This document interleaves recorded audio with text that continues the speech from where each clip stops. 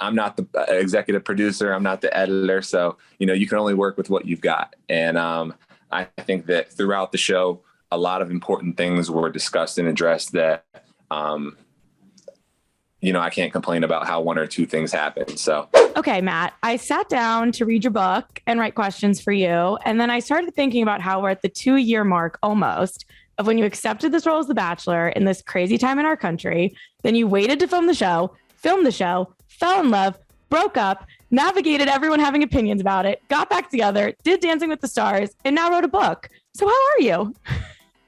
Oh man. Yeah. You spelled it out pretty matter of fact, but it's been such a crazy journey to that point. But I couldn't be better. I'm healthy, which is the biggest blessing. And, I'm in a great headspace. I'm in a great relationship, and, I recently moved down to Miami, and it's allowed me to reallocate my time, energy, and resources on things that are most important to my life. So. Wow, that's amazing. So obviously, first impressions available for pre-order now, out May 3rd. Yes, ma'am. How are you feeling about how people are going to finally get to read it? And why was this the best format for you to tell your story?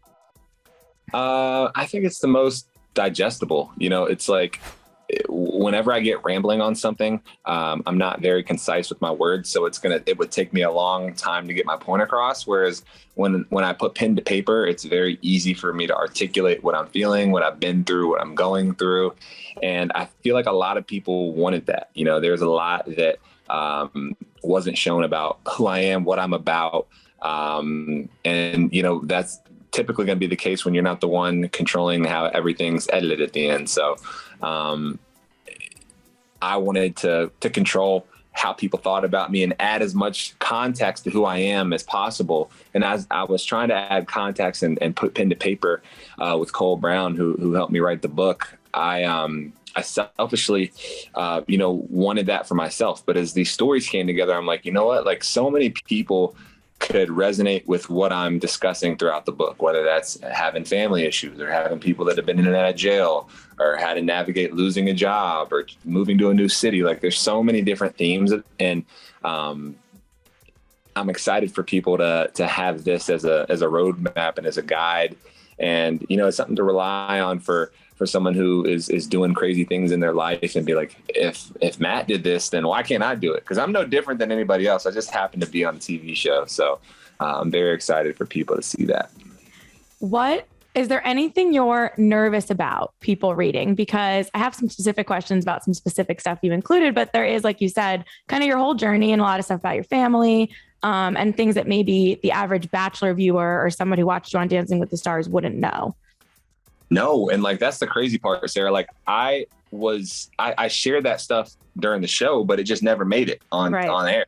Like, I shared all those things so that like the women who were pursuing me, as well as the viewers, had context to why I was the way I was. And when they didn't have that context, then they're just like, a lot of things didn't add up. So I'm not nervous about that, because that process allowed me to dig into myself and be like, if I'm going to do this, it's got to be done one way. And that's like letting it all hang out, be vulnerable, and just allow people to be pulled in. And I'm hoping that as they see how open and honest I am with my life, it allows them to resonate and feel what I've been through, and give them, some hope in what they're going through. I think it definitely does that. And I definitely think that right off the bat, I know it's not a quote unquote Bachelor book, but right off the bat, you do say that you didn't know until after you accepted the gig that you were the first Black Bachelor. And I was mind blown already. I didn't know that. Yeah. Yeah. I wasn't really asking the right questions, and I guess I didn't think that was something that hadn't been done. We're like, it's 2022, it's like, I didn't think that was something that we hadn't crossed yet. And I've seen a bunch of Black people come through the franchise that I guess I assumed. I didn't know. And initially I thought it was a prank call, because it was in the middle of COVID and I was living in the quarantine house with all my friends, and we were all just like messing around at the time. So when you got calls like that, you kind of took it with a grain of salt. You're like, all right, whatever. And then when they followed up, I'm like, oh, snap. Like, so. Yeah. I've thanked Hannah and Tyler in the past for the content you guys provided during the quarantine since it was a slow news cycle. So I'll thank you also. But that was fun. Yeah, well, it was fun for us to watch too. Going back to that time, do you think you would have accepted the gig if you knew that? And did you think, looking back at that pressure, do you think it was a good thing you didn't know? I didn't accept the role to be the savior. I was my sole focus was, finding someone that I could spend the rest of my life with and fall in love with, and just looking for that in my life because I was missing it. And it wasn't until after I accepted it that I really felt the weight of, everyone's expectations on my journey. And I'm like, I wonder if anyone else has felt this stepping into a role like this. And they hadn't, because, it was at the right time in the country. We were going through everything that we were going through from a racial standpoint, still are going through. And it really dawned on me like a couple of days after, or just as time approached the show, just like people telling me what I had to do and what I should do. And I'm like, I hadn't even got there yet. Like, what are y'all talking about? No, 100%. And is there anything in those 5 months that you felt like either the show should have done, or maybe you would do differently to go back and prepare yourself for that? Or is it just one of those things that you were never going to know until the camera started rolling? No, I wouldn't have had it any other way. You can't prepare for something like that. Like, how you prepare for that is just being a good person and the way that I was raised. Everything that my mom did and what I had been through in my life prepared me for that moment. So there's nothing I could have or would have done differently, because everything happened in my life for a reason to prepare me for that moment. And the way I navigated all those things that came up during the show was from drawing on experiences in my life where I'd faced adversity and where, I needed to rely on God and not my own strength. And I did all those things throughout the process. So was it perfect? No, because I'm not perfect, and it never will be perfect. But it was the best way I knew about how it was the best way I could have gone about it for myself. And I learned a lot from it. And I hope a lot of people learned from what I went through and my journey. Yeah. You mentioned in the book a little bit about Claire kind of calling you out about Cameo, which is something you didn't really talk about at the time. And I think that says a lot about you, that you weren't, trying to clap back on Twitter or anything like that. Yeah. Did you ever talk or ever even meet Claire? I've never spoken to her in my entire life. Isn't that crazy though? Because she's kind of linked to you in this weird Bachelor media way. Yeah. No. And my thing is we can use that situation as an example. I give people the benefit of the doubt in every situation, just because I'd like to be given the benefit of the doubt. And when you ask somebody about someone, they're going to have their experience of what they went through with that person. And I just think it would be unfair, especially for someone in her situation with her track record on the show, for me to come in with a preconceived notion of everything. So I didn't look into any of it. I knew just from, being, I knew that she had gone on other stuff, but I didn't do any research into it because it didn't matter. Who she was in this moment wasn't who she was back then. And I didn't frankly care, because we're here in this moment. And so, to be judged on, her, or anybody to judge somebody on what they think about someone without meeting them, I don't think is the right way to go about, getting to know somebody. So I couldn't tell my story without including that, because it was very pivotal in my journey. If that wouldn't have happened, then who knows if I would have become the Bachelor. So it wasn't a means of throwing shade by any means. It was just giving the full context of how I ended up where I did. And so. Yeah, no, it didn't read as shade by any means. It was just something I almost forgot even happened. And I was like, oh yeah, crazy, did he ever even comment on that? Good for him that he didn't. But I remembered at the time, it was oh. Yeah, no, I had nothing to say. I was just I was like, dang, that's crazy. I was like, I ain't know, I was in shock. I was at a loss for words when I saw that. And your first intro to, unfortunately, many probably things that shocked you along this Bachelor Nation journey. Yeah, it was crazy. Yeah. How did you decide what to include when it came to show stuff? I feel like there's a note in it saying it's not worth it to rehash what happened with X, contestant or whatever, which I understand. But with Rachael and obviously you guys still being together, how did you navigate what to include, what you felt was important to share your story and explain, and what was like not even worth going down? I just wanted to provide context for anybody who had no idea what was going on, because, as someone who lives on social media and is a young person that has all the different platforms, like a lot of people going into the AFR didn't realize that we had broken up because they're not on Instagram, Twitter, whatever. So like just providing context was the means of talking about our relationship and it being collaborative. So having conversations with Rachael about what how I was gonna put our story together. And in terms of like rehashing things with other relationships, like that's on somebody else. Like that is on somebody else to do. Like I'm not going to be the person to be like, I'm calling out the franchise for like that's petty. And it's going to come across as petty because like it's come and gone, and where you're at is where you're at. So I didn't have any interest in that. I just wanted to give context to what I went through and what we went through. And, there had to be a little bit of that in there. So, yeah. I mean, I feel like that would answer this question, but you mentioned the conversation you had on night one with the host, but you don't use Chris Harrison's name. You don't get into any of the stuff with Rachael Lindsay.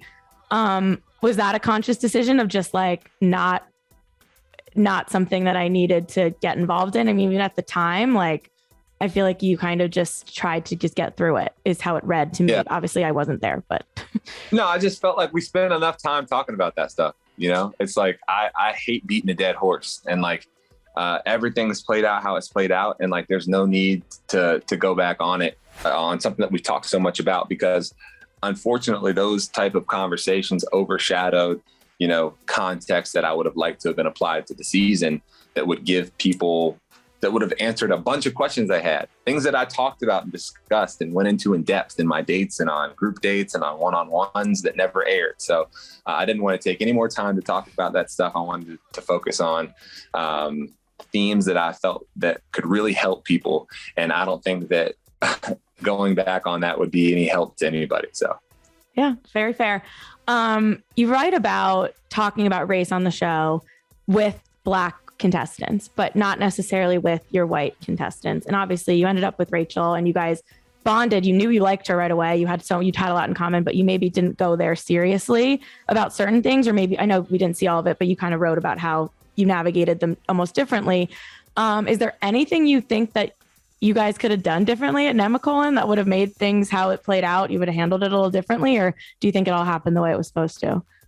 No, I'm a firm believer that everything happened the way it was supposed to. And that comment about the conversations about race taking place with, the Black women that were there is unfortunate, because, those weren't the conversations that we needed to have. We understood those things about one another, like maybe in a group setting or maybe in a context that provided more light to somebody outside of our ethnicity. But,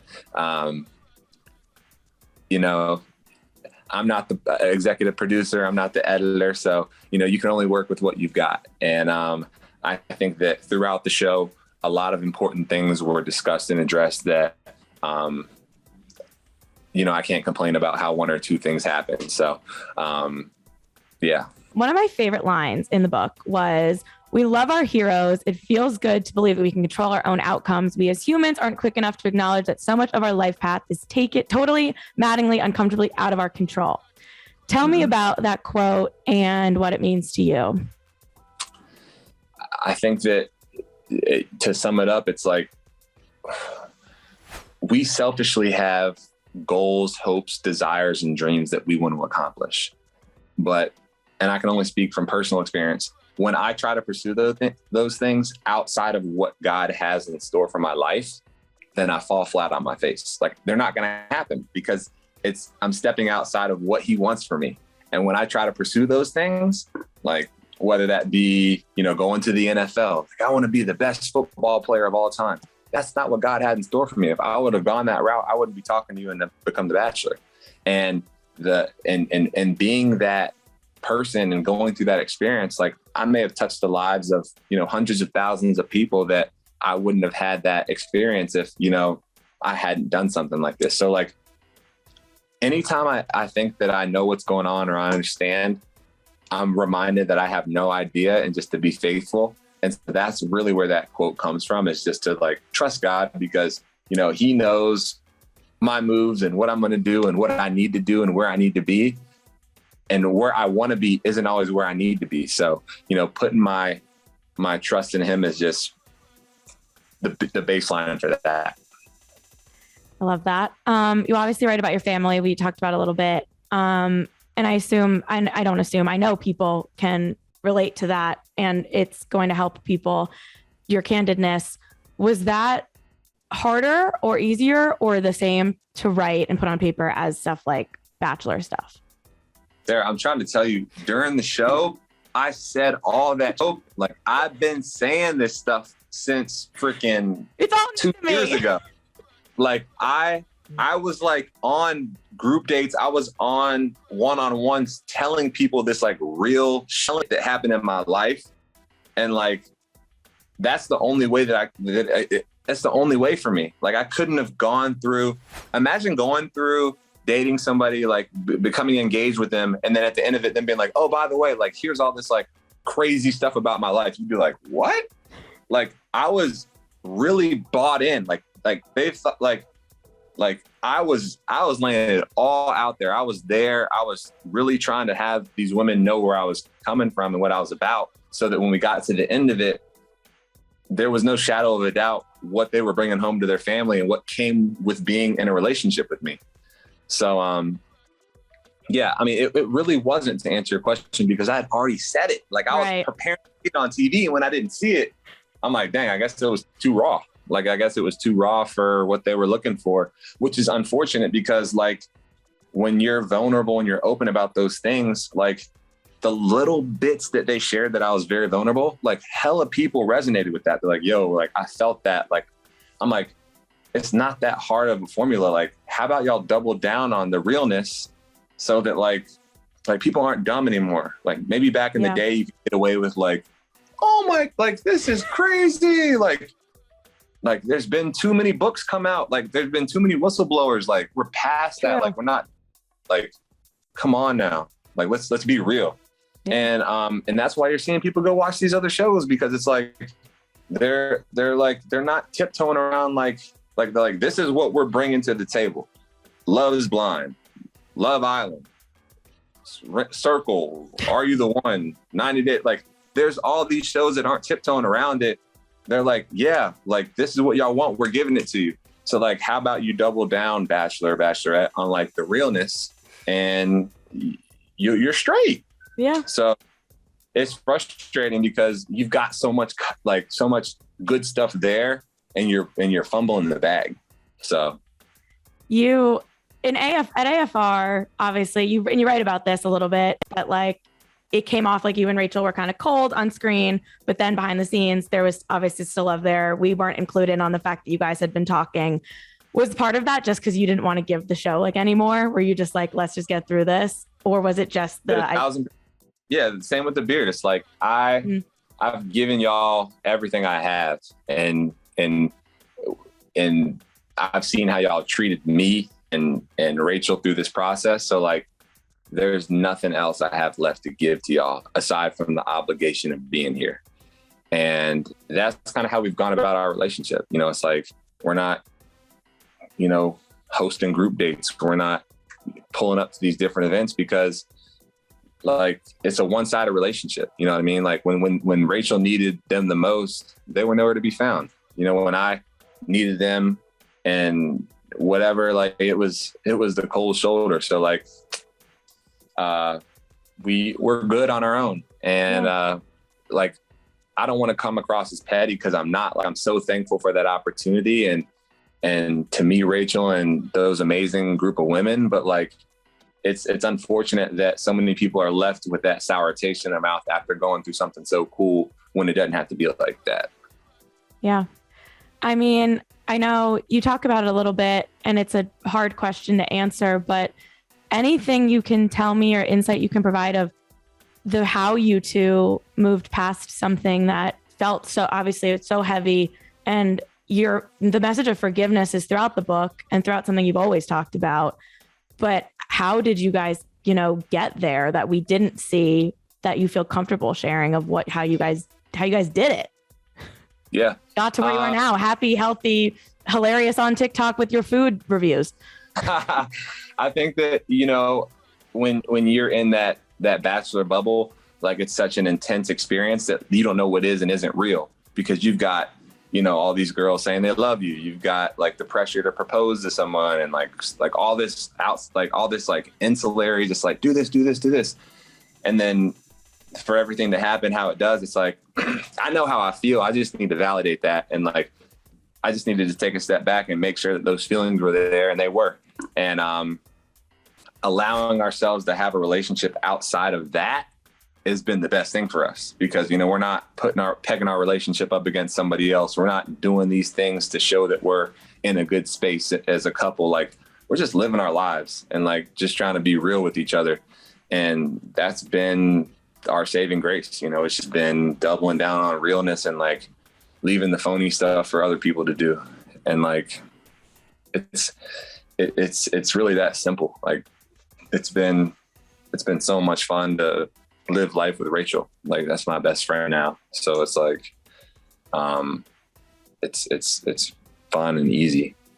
I imagine it's like a communication crash course though. I'm still working on the communication part. She's laughing.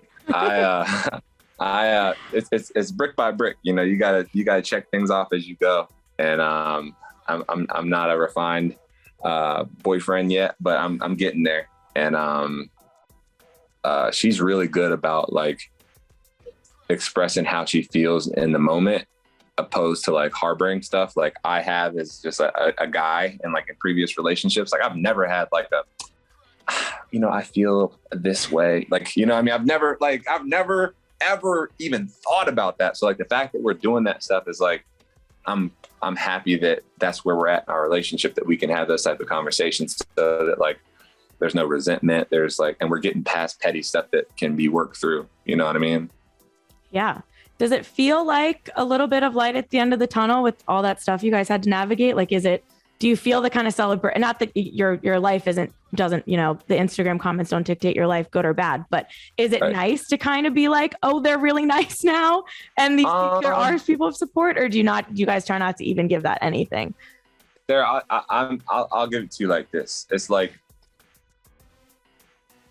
I'm not mad at anybody for anything they comment, because they're taking the information that they're getting and they're processing it and they're dealing with it in real time. And they're not working with a full deck. They're only going off the information they're given.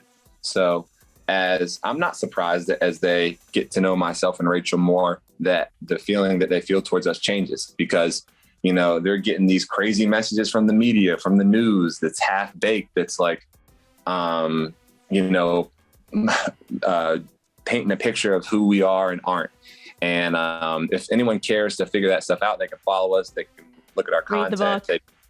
Exactly. And then that's what's going to change the hearts and minds of people. And so as we continue to live our lives, I think that's going to continue to change people's hearts and minds about how they feel about us. And it's really as simple as that. Like, I can't fault them for what they hear on the news and in the media outlets, and taking that and running with it, because, that's all the information they have. So yeah.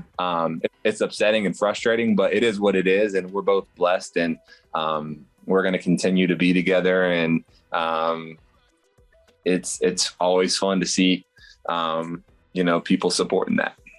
I didn't know you moved to Miami, and, I have to ask the Bachelor related question that you don't want to answer, but like, do you guys talk about marriage and what are those next steps after you tell me you love your privacy?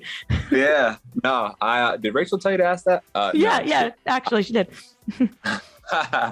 I say this, that like, I wouldn't be with someone that I wasn't considered marrying, especially at this point in my life. And, we've talked about living in the same city and what those next steps look like. So, yeah, it's everything's on the table, and it's nice being down in Florida now because I feel like I don't know. It was just, I think Rachael was bearish on Miami before I moved down there, just because it's like, the party connotation. But after spending a lot of time down there, warming up to the fact, no pun intended, of being down there. So it's been a nice transition out of New York. Hey, you guys were living it up in New York, though.